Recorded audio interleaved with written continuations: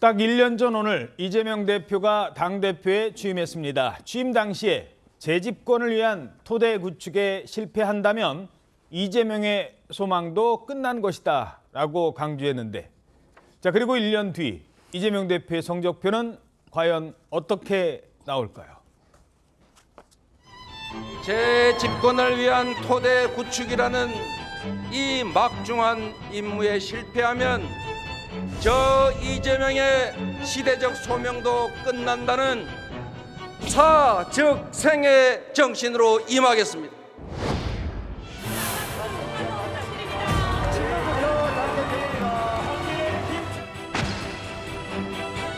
따짓 소환조사 10번 아니라 100번이라도 당당하게 받겠습니다. 정권의 포갑에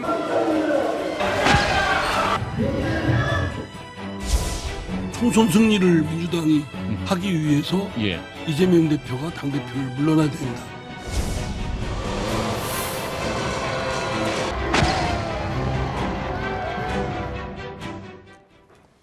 (77.7%) 압도적인 득표율로 당선이 됐습니다만, 거대 야당을 이끌면서도 자신의 이 사법 리스크 때문에, 이 사법 리스크에 매몰됐기 때문에 지금의 역할을 제대로 했느냐라는 분석이 나오고 있습니다. 자, 일단 구체적으로 어떤 평가들이 나오고 있습니까? 네, 말씀하신 대로 오늘로 이제 이재명 대표가 취임 1주년인데 168석이나 되는 거대 여당을 1년 동안 이끌었지만 그 성적표를 살펴본다면 다소 처참하지 않느냐, 이런 지적들이 지금 당 내부에서도 나오고 있는데요. 78%에 육박하는 압도적 전당대회 득표로 당선이 됐고, 또 재집권과 민생에 대해서 취임 일성으로 띄웠었는데, 그 슬로건으로 유능한 대안정당까지 내세우면서 전국 민생 경청 투어를 한 반면에 무엇보다 이 대표 개인의 사법 리스크로 이 민생 드라이브 자체가 탄력을 받지 못했다, 이런 평가를 받았고요. 또 비명계 의원들이 거듭 대표직 사퇴 지금까지도 요구를 하고 있는 상황입니다. 지난 2021년도 전당대회에 돈봉투 의혹, 또 측근인 김남국 의원의 코인 거래 논란, 또 본인이 띄웠던 혁신위원회 조기 해체 등 이딴 악재들을 겪었는데 마땅한 돌파구는 나오지 않고 있다, 이런 평가들도 있습니다. 지금 1년, 이재명의 1년을 쭉 저희들이 정리를 했는데, 저 한 판에 다 넣지 못할 만큼 소환조사 뭐 이런 정도만 적어놔도 저 정도였습니다. 자, 그런데 남은 임기도요, 사실 이제부터 또 소환 있고, 소환만 하면 재판도 있는 거 아닙니까? 그렇게 되겠죠. 작년에 처음 이재명 대표가 대표직을 도전한다고 했을 때 이미 당내에서 논란이 있었습니다. 대표직 도전이 민주당을 집권 가능한 정당으로 다시 만들기 위한 것이냐, 아니면 본인의 사법 리스크를 방어하기 위한 것이냐. 뭐 당시에 서른 의원 뭐 그렇게 직격탄을 날리지 않았습니까? 그렇죠. 뭐 대표 나오지 말라, 이렇게까지 얘기를 했었거든요. 그래서 처음 출발부터 저는 사실은 사법 리스크 방어를 위해서 대표직을 맡았다고 보는 입장이기 때문에, 자, 그로부터 1년 뭐 사법 리스크 방어에 1년 거의 다 보냈지 않습니까? 그러면 그동안에는 자, 사법 리스크 방어, 수사, 뭐 여기가 이제 집중적으로 문제가 됐다면, 지금부터는 수사는 이제 거의 끝나갑니다. 예. 끝나가고 이제 뭐 9월 달 되면 아마 모르긴 몰라도 대북송금 문제나 이제 백현동 의혹과 관련해서 이제 구속영장이 청구될 것으로 보이는데, 자, 그럼 이제부터 남은 거는 그게 과연 구속영장이 제대로 처리가 될 것이냐 하는 부분 하나, 그다음에 처리되든 그러니까 구속 기소가 되든 불구속 기소가 되든 재판을 계속 받아야 될 거 아니겠습니까? 그렇죠. 그러면 남은 1년은 이제 수사는, 지나간 1년은 대략 수사받느냐고 다 보냈고, 남은 1년은 아마 재판받느냐고 다 보내는 거 아니냐, 이렇게 저는 생각이 듭니다. 소환조사는 한 번이지만 보통 뭐 야당 대표 소환조사는 한 번에 다 끝내잖아요. 보통은 재판은 이거는 뭐 한 번에 안 되지 않습니까? 지금 예를 들어서 이화영 전 부지사 재판이 지금 43차까지 아마 갔을 겁니다. 자, 거의 매주 뭐 심지어는 지금 대장동 재판부는요, 일주일에 2번 하자고 하고 있습니다. 예. 그런데 지금 변호인들이 반대해서 아직 결론은 안 났지만, 그런 것처럼 지금 재판을 몇 개를 받고 있습니까? 선거법 재판, 대장동 재판, 거기다 이제 앞으로 만약에 백현동 재판도 받을 가능성이 높은데, 그렇게 되면 일주일, 뭐 토요일, 일요일 빼면 닷새인데, 닷새 중에 거의 서너 번 정도를 서초동에 나타나야 되는 것 아니냐, 이런 예상을 할 수가 있죠. 예. 자, 상황이 이렇다 보니 이 대표가 물러나야 되는 것 아니냐, 이런 당 한패의 주장 나오고 있는데요. 당내 목소리 들어보시죠. 총선 승리를 민주당이 하기 위해서 예. 이재명 대표가 당대표를 물러나야 된다. 옥중공천이 사태가 만약에 네. 된다. 상상하기도 싫습니다. 이재명 대표가 거취 결정을 안 하면 예. 그의 생각과 생각을 달리하는 의원들이 거취 결정을 해야죠.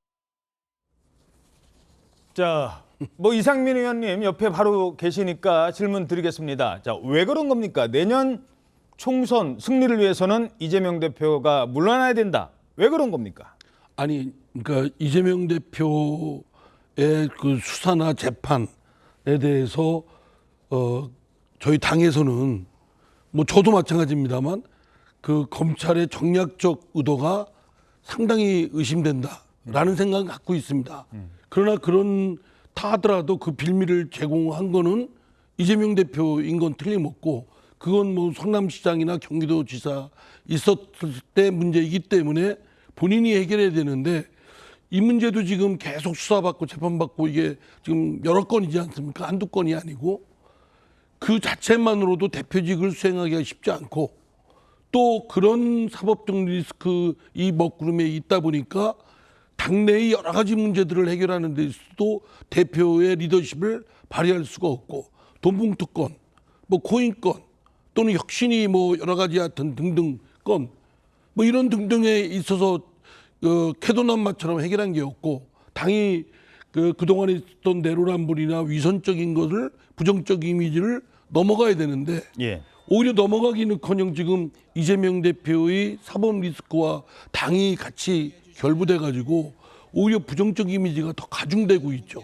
그렇기 때문에 이쯤 되면 종래에 따르면 대표 그 뭐 죄를 졌냐 안 졌냐의 유무죄 판단은 사법적 판단에 맡기고 그러나 정치적으로는 리더십을 발휘하는데 장애요인이 되기 때문에 대표직을 물러나는 것이 그리고 본인의 억울함이 있다면 그거를 누명을 벗기는데 집중을 하고 당은 그로부터 분리하고 차단해야 된다 이런 생각에서 대표직을 물러나라고 해야 되는데 지금 이재명 대표가 뭐 좀 최근에도 그 대전에 있는 지역 방송에 인터뷰에서 물러날 이유가 없다. 그게 저희 이제 그걸 내세우는 게 틀린 말은 아니에요. 뭐냐면 본인이 전당대회에서 압도적 지지로 됐고 또 당내에서도 강성지 지지자들 지지를 받고 있고 대선 후보도 뭐 유력한 정치인들 중에 뭐 1위를 달리고 있고 그러니까 이게 제가 볼 때는 이재명의 역설인데요. 그럴수록 저희 당은 더 어려워집니다. 예. 당내 공론화도 제대로 안 되고 반론 차원에서요. 78%의 지지율로 역대 당대표 된 사람 민주당에 없었습니다. 그리고 이재명 대표가 물러난다고 하면 그 다음은요? 그 다음 뭐 대안이 있나요? 지금 그냥 일단 물러나기만 하면 되는 겁니까? 아니 TV조선에서 어느 특정 하신 분이 사장님 하시는데 그분이 물러나야 될 상황이 되면 TV조선에 뭐 사장할 분이 없습니까? 여기저기 하실 만한 역량을 갖춘 분도 있고 뜻도 있는 분도 있죠. 저희 당도 마찬가지입니다. 공당이기 때문에 그럴 역량이 있는 분들이 많고요. 많이 쌓여 있고 또 할 의욕도 있는 분들이 있어요. 그런데 워낙 이재명 대표의 압도적 그 지지가 또 이런 강성 지지자들의 그런 것들이 많다 보니까 누구도 엄두를 못 내는 거죠. 저는 지난 78%의 전당대회에서의 득표율은 이재명 대표에 반대하는 분들은 대부분이 투표를 안 했습니다. 또 라이벌 되는 분들이 없었죠. 그러니까 그분을 지지하는 분들이 대거 투표하고 그분들이 나오니까 저 지지율이 높을 수밖에 없죠. 뭐 그거는 뭐 이재명의 역설이라고 할 정도로 저희 당이 안고 있는 문제인데 예. 그렇다고 해서 이 문제를 계속 이재명 대표직을 고수하는 것으로 넘어가면 결국 늪에 빠지게 된다고 생각됩니다. 짧게요. 지금의 이재명 대표의 지금까지의 행태로 봐서는 옥중공천도 가능하다라고 하는데 가능하다고 보십니까? 저는 뭐 그럴 의지를 엿봤습니다. 아, 근데 그렇습니까? 제가 볼 때는 이재명 대표도 지금 당이 어쨌든 지지도가 올라오고 있지 않지 않습니까? 이런 상황을 본인이 진짜 뭐 도박하는 것이 아닌다면 결단할 수도 있는데 어쨌든 지금까지의 뭐 언동이나 뭐 표명한 걸 보면 끝까지 버틸 수일 가능성이 높다. 그럼 다른 분들은 만약에 거기까지 간다면 옥중 공천까지 간다면 이거 총선 앞두고 더 이상은 안 된다. 분당 가능성 또 엿보인다고 보시나요? 이제 제가 분당하면은 마치 제가 분당을 획책하는 사람으로 저기 뭐 이렇게 몰리고 또 그걸 가지고 공격하는 사람도 있으니까 그 말은 삼가하겠고요. 예.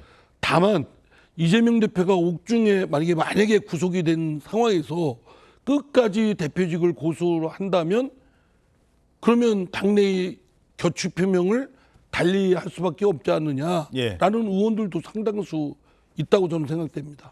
자, 지금 상황 어떻게 보십니까? 아니, 그러니까 저는 조금 생각이 다른데 이런 겁니다. 만약에 이재명 대표가 옥중 공천, 그러니까 옥중에 있어야 되는 상황에서 총선이 치러진다 이렇게 생각이 되면 이재명 대표는 그런 생각이 지금 있는 걸로 보여요. 예. 저희가 보기에. 그런데 그거에 대전제가 있습니다. 이재명 대표가 옥중에 있어도 지금 나와서 저렇게 활동하는 것보다 민주당 지지가 더 높다. 국민의힘보다.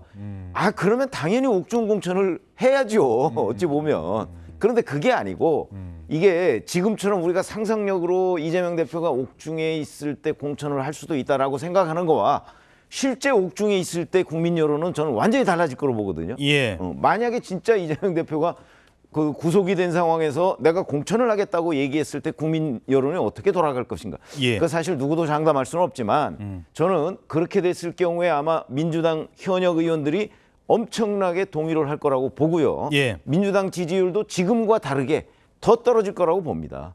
그렇게 되면 민주당 현역 의원들이 민주당 공천을 받는다고 해서 내년 총선에서 당선될 가능성이 높아질까요? 그렇지 않잖아요. 예. 그러면 의원들이 들고 일어날 거예요. 아마 친명계가 먼저 들고 일어날 가능성이 저는 높다고 보기 때문에 예. 지금 현재 옥중 공천 얘기를 하는 거는 좀 섣부르다. 대략 한 뭐 정기국회 중후반쯤으로 넘어가서 그쯤에 가서 정말 이재명 대표 그때쯤에는 아마 결판이 나 있을 가능성이 있어요. 구속 여부가. 예.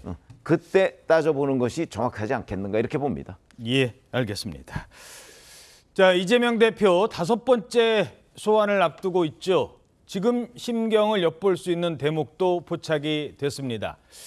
뭐 지금 이재명 대표의 분위기와 함께 SNS에 글을 썼다 지웠다 무려 6번이나 수정을 했다고요? 네, 지난 26일에 본인의 페이스북에다가 망한 소설 대북 송금 이런 제목의 글에서 김성태가 북한에 800만 불을 2019년도에 대신 내줬다고 하는데 김성태 회장은 평판이 나빠서 본인은 만난 적도 없고 접근 자체도 기피를 했다 이렇게 썼거든요.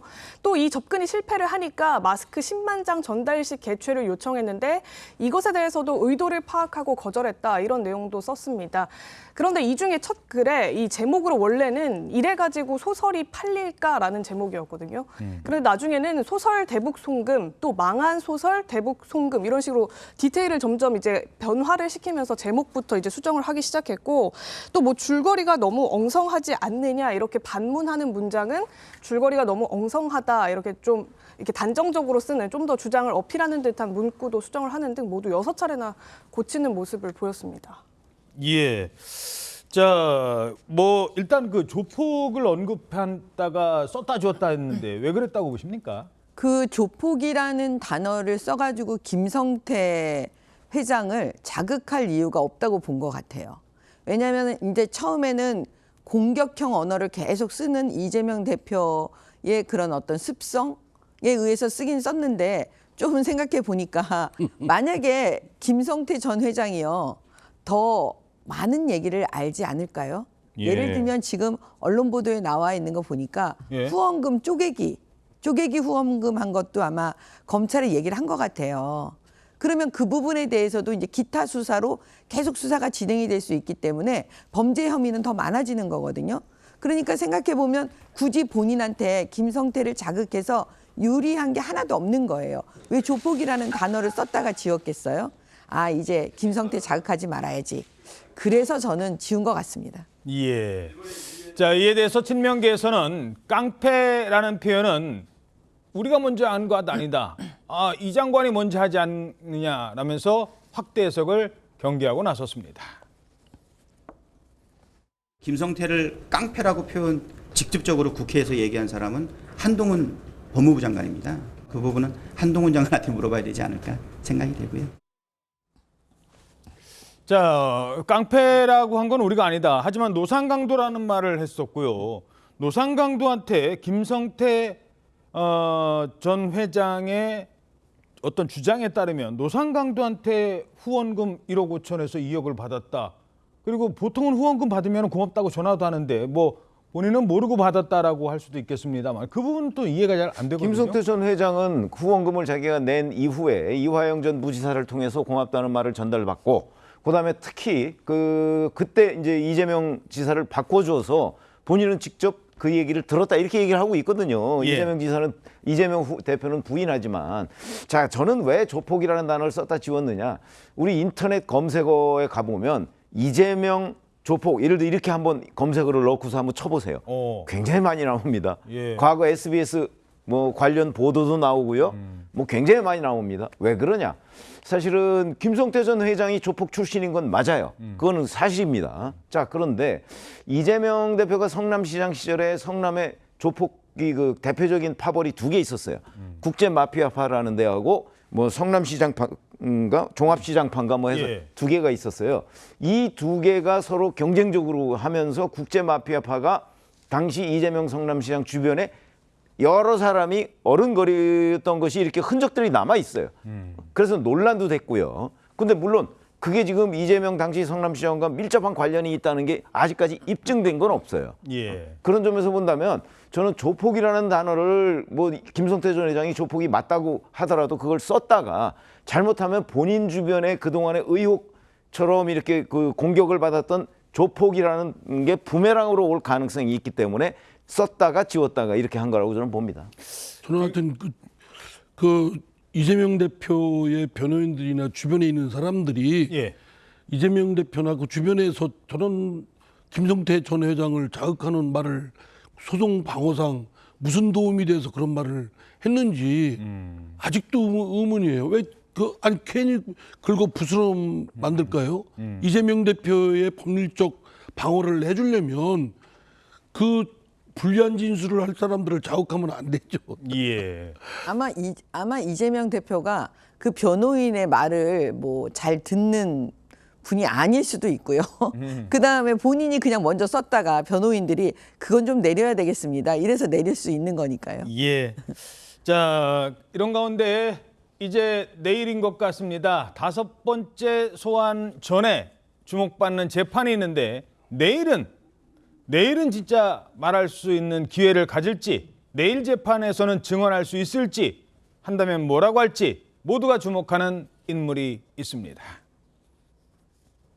이재명 도지사의 오른팔이다 라고 볼 수 있겠습니다. 이화영 평화부지사님 나오셨습니다. 어서 오세요. 안녕하세요. 네, 이화영입니다. 정무부지사를 말하는 건가요? 그렇습니다. 정무부지사 역할을 하는데 이제 경기도가 남북경 지역이고 네. 또 평화수요가 많아서 그렇죠. 이름을 다른 도시 같은 경우 경제부지사로 짓기도 하고 저희 도는 이제 평화부지사 이렇게 멋지다, 이름을 멋지다. 지었죠.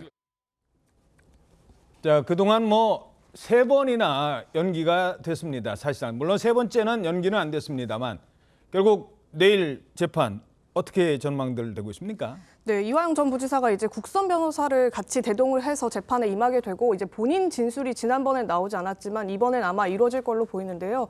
만약에 이화영 전 부지사가 이 대표에게 그 대북 송금 의혹과 관련해서 김성태 회장이 대북 송금하는 과정에 있어서 이제 그 대표에게 미리 보고를 했다, 했다고 보고를 했다. 그리고 본인이 퇴임하기 전에도 그 사실에 대해서 한 번 또 보고를 한 바가 있다 이렇게 진술한 것으로 가장 최근까지 알려지고 있는데 그 부분에 대해서 본인이 직접 자신의 입으로 인정을 하고 그 사실이 맞다라고 하는 말이 재판부의 공식 기록으로 이제 남게 된다면 그 다음에 이제 이재명 대표 소환 조사 그 이후에 영장 청구에까지 이 이화영 전 부지사의 발언이 결정적으로 영향을 미칠 것으로 지금 그렇게 전망이 되고 있습니다. 자, 현재까지는 물론 이화영 전 부지사의 그 자필 편지에는 약간 뉘앙스가 다른 내용도 있습니다만 검찰 진술은 일단 협조를 요청했고 쌍방울 측에 그리고 나중에 사후에라도 보고를 했다.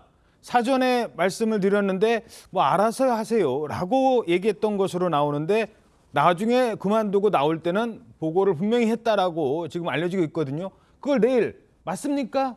아닙니까? 이 질문이 있을 것 같아요. 근데 지난 화요일에도 그랬고 내일도 증인신문이 지금 예정이 돼 있습니다. 예. 근데 그 증인신문만 그냥 하게 되면 사실은 거기서 이화영 전 부지사가 본인이 그 쌍방울 대북송금 문제, 대남 문제에 관해서 얘기할 기회가 없을 수도 있거든요.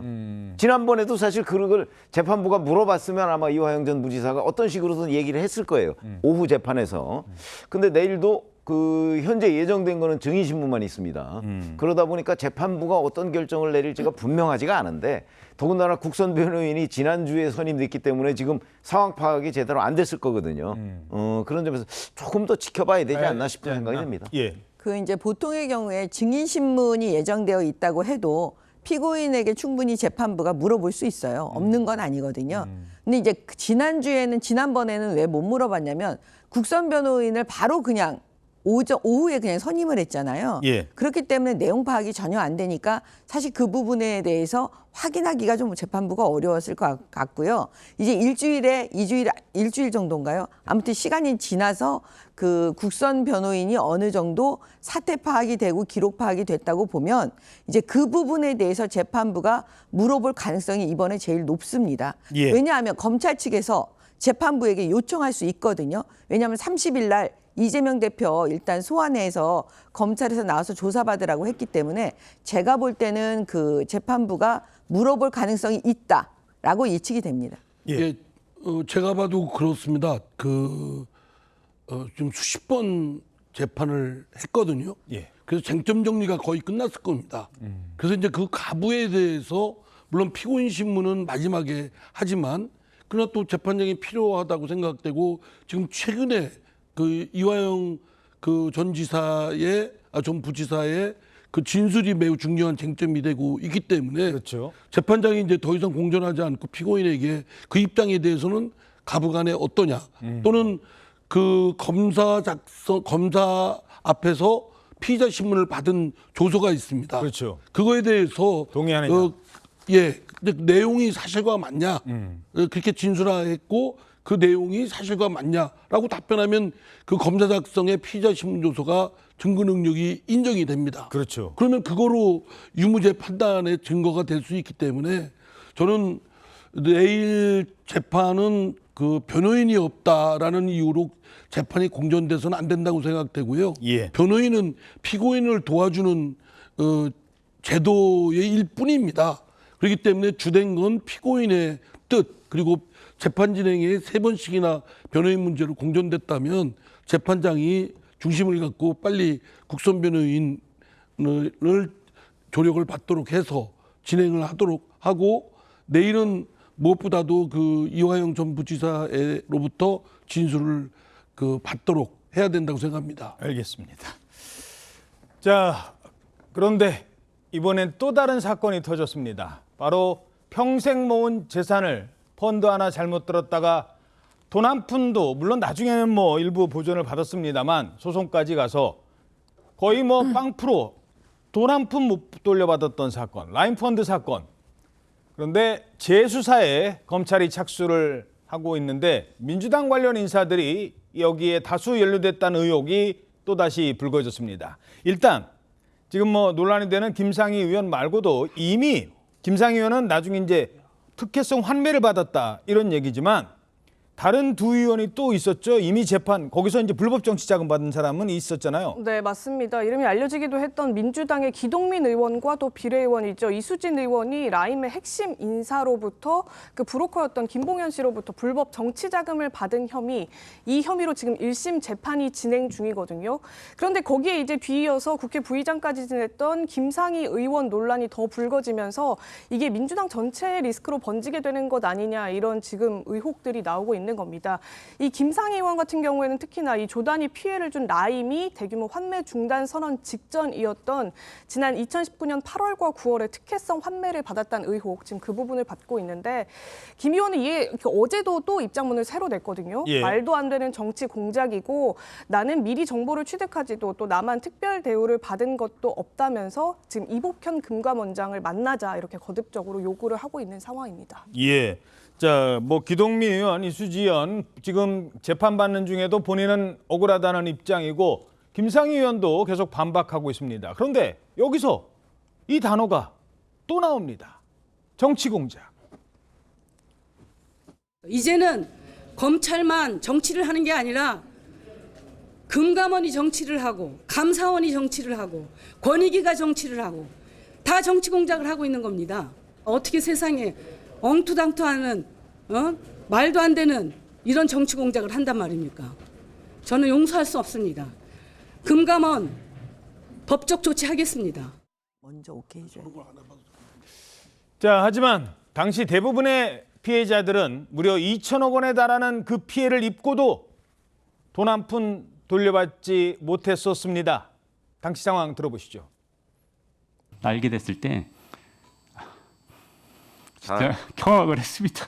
그런데도 가해자들은 아주 당당히 궤변을 들어놓고 있어요. 김상희 의원이 본인이 알았든 몰랐든 돈이 하늘에서 떨어지거나 땅에서 솟지 않는 한 결국 다른 피해자들의 돈으로 메꿔졌다라는 그거는 뭐 부인할 수 없는 사실이죠. 금융 시스템에 대한 불신, 배신감 굉장히 크다고 봐야죠. 자, 저렇게 돈 못 벌던 사람이 많게는 몇천억도 있었고요. 어떤 분은 1억 퇴직금 그거 넣었다가 그 돈 어떻게 좀 불려서 노후자금 마련하려고 했다가 못 받았습니다. 그렇게 쌓인 돈이, 그렇게 못 받은 돈이 1조 5천억에 달했잖아요. 1조 6천억이 넘죠. 예. 근데 이제 지금 김상희 의원은 이 환매했다는 것이 왜 특혜냐. 자기는 몰랐다. 그리고 본인 혼자만 환매받은 게 아니고 그 펀드에 있는 16명 모두가 환매를 받았다. 이런 얘기거든요. 그리고 2억 원을 투자했었는데 환매된 돈은 뭐 1억 6천 얼마다. 그래서 오히려 손해를 봤다. 이렇게 얘기했는데 손해를 받느냐 여부는 중요하지가 않고 환매를 왜 이 사람들한테만 해줬느냐가 중요한 거거든요. 그렇죠. 다른 사람은 아무도 못 받았는데. 다른 사람들은 한 푼도 못 건졌는데 예. 이제 그런 겁니다. 근데 환매 자체가 불법은 아닙니다. 그렇죠? 왜냐하면 펀드는 그 돈을 투자받아서 본인들이 문제가 있으면 환매를 해달라고 그러면 환매를 해주는 게 의무입니다. 예. 그런데 문제는 다른 사람한테는 환매를 안 해주고 이 사람들한테는 환매를 해줬다는 거죠. 같이 위험한 시기에.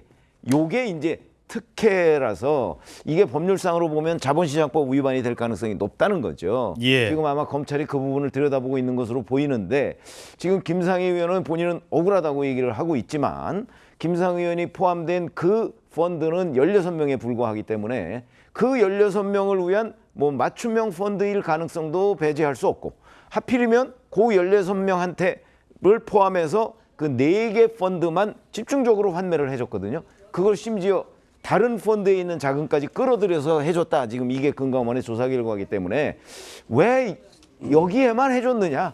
이게 가장 큰 쟁점일 것으로 보입니다. 핵심이 검사 출신이시니까 뭐라고 보세요? 환매 자체는 불법이 아니지 않느냐라고 분명히 나올 텐데.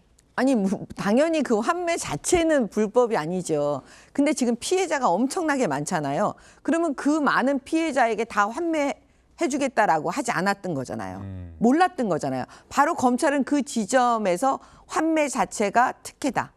이렇게 얘기를 하고 있는 거예요. 다른 거 끌어다가 환매해줬어요? 그렇죠. 그것도? 예, 그것도 그러니까 이상하잖아요. 김상희 의원 등에 환매한 게 특혜다 이런 얘기죠. 그러니까 환매 자체가 특혜다라고 금감원에서 얘기하는 지점은 바로 그런 지점이고요. 그다음에 조금 더 들어가면 과연 그런 정보를 김상희 의원과 그 몇 명한테만 줬다면 그것도 특혜인 거죠. 그 펀드는 또 몇 명 안 된다고 하더라고요. 예, 그것도 특혜라고 저는 볼 수 있고요. 그다음에 지금 제가 볼 때는 여기서 더 심하게 나가면 수사가 더 들어가 봐야 알겠지만 맨 처음에 누구하고 이걸 정보를 가지고 이걸 만약에 펀드에 투자를 했느냐 아마 이 수사까지 다 나오게 될 거예요. 예. 그렇게 되면은 이게 직무 관련성이 있느냐 없느냐 이제 뇌물이냐 아니냐 저는 거기까지도 아마 금감원에서 보고 있는 게 아니냐 그렇게 봅니다. 자, 그런데 이게 지금 돈 문제라서 좀 복잡합니다만 지금 현역 의원 3명이 연루가 됐는데 이 민주당과 가까운 현역 의원뿐만 아니라 다른 인사들에게도 25억가량이 흘러들어갔다라는 의혹이 오늘 조선일보 단독 기사를 통해서 또 제기가 됩니다. 요거는 당사자들의 입장과 함께 반영해서 말씀드리죠. 일단 이재명 캠프에서 대선 당시에 활동했던 인물들 라임 주범의 자금 25억 원이 바로 이 관련 인사들에게 흘러갔다는 지금 보도가 나오고 있어요. 어떤 내용입니까? 이게 이 라인 펀드에서 그 부동산 시행사인 메트로폴리탄에 이제 투자를 한 거죠. 이제 라인 펀드에서 투자를 했는데 그게 300억 원 가운데 먼저 이제 19억 6천만 원이 민주노총 출신의 한 사업가한테 이제 넘어갔다고 하는 거거든요. 장모 씨라는 사업가인데 이 사업가가 지난해 민주당 이재명 대표 캠프의 외곽 조직이었던 기본경제특별위의 집행위원장이었다고 지금 알려지고 있습니다. 그리고 또 이제 2021년도에는 금융인들 지지 모임이었던 민주평화광장 산하의 금융혁신위원회가 있었거든요. 예. 여기에 집행위원장으로도 이 장모 씨가 지금 활동을 한 걸로 파악이 되고 있고요. 또 민주당 한 지역 도당 후원회장을 지냈던 전모 씨에게도 별도로 이제 5억 3천만 원이 흘러 들어갔다. 라인 펀드로부터. 그래서 총 합쳐서 25억 원 가량이라는 건데 이분들이 이제 공통적으로 이재명 후보의 대선 캠프에서 활동한 이력이 있기 때문에 이제 여기에서는 이제 이 돈이 이제 캠프로까지 흘러 들어간 것 아니냐 이런 의혹까지도 지금 추정을 해볼 수 있는 대목이다 이렇게 지금 전해지고 있는 거고요. 자, 민주당 반론도 지금 나오고 있습니까? 그쪽 인사들? 예, 이분 이제 당사자들은 수소문을 해보고 있지만 당 차원에서 그리고 또 이재명 대표 측에서 아마 입장이 나올 것 같은데요. 일단 제가 오전 중에 확인해본 이재명 대표 측 관계자 얘기는 이분들이 캠프에 있었던 것도 정확히는 아니고, 그러니까 외곽 조직이었다는 거죠. 그래서 캠프 소속 인사도 아니었고 이 사람 자체가 의미 있는 사람도 아니었다. 그리고 이 대표와는 당시 당연히 본 적도 없고 일면식도 없는 사람인데 그 당시에 이제 이런 위원장 이름으로 임명장을 가져간 사람이 수만 명에 달하는데 이 사람들이 어떻게 다 이 대표와 연관이 있다고 볼 수 있겠느냐. 캠프 사람은 아니고 이재명을 지지하는 경제인 모임의 위원장이었다. 예, 그리고 외곽 조직이다. 분과위원회 위원, 집행위원장 뭐 이런 사람들이었기 때문에 뭐 이 대표와 직접적인 연관성도 없는데 무리하게 지금 이 대표와 연관을 지으려고 하고 있는 것이다. 지금 이렇게 강하게 반발을 하고 있습니다. 자, 이 얘기까지 제가 말씀드리고요. 사실 이 라임 사태는요, 지금 들어와서 문제가 된 게 아닙니다. 지난 정권 때도 문제가 됐었어요. 검찰이 수사를 해야 되는데 이게 미진했다라는 평가를 받고 있습니다. 그때 추미애 법무부 장관이 서울 남부지검 이 금융범죄수사부 해체시켰잖아요. 거기가 이런 범죄만 아주 전문적으로 수사하는데 해체가 됐어요. 지금 와서 재수사하는 거고 금감원도 이제 와서 다시 지금 조사를 들여다보는 겁니다. 그래서 이제 와서 문제가 되는 건데 문제는 이게 당의 또 다른 사법 리스크가 될까? 이런 우려를 하는 분들도 있을 것 같아요. 하여튼 뭐 좋은 소식은 아니죠. 반가운 소식도 아니고요. 그러니까 자꾸 이제 저런 게 누적되면 의혹만으로도 민주당에 대해서 국민들이 생각하시는 부정적 이미지가 더 가중되지 않겠습니까? 그래서 저거는 당이 나서서 그 검찰의 수사에만 맡겨서 뭐 할 것이 아니고 또 강제 수사권이 없다 이렇게 뭐 소극적인 자세로 임할 것이 아니라 만약에 저런 문제가 있다면 당이 나서가지고 가부안에 명명백백하게 좀 밝혀내서 드러내게 해가지고 자체 정화 기능이 있다는 걸 국민들 앞에 좀 보여드려야 된다고 생각합니다. 예, 알겠습니다.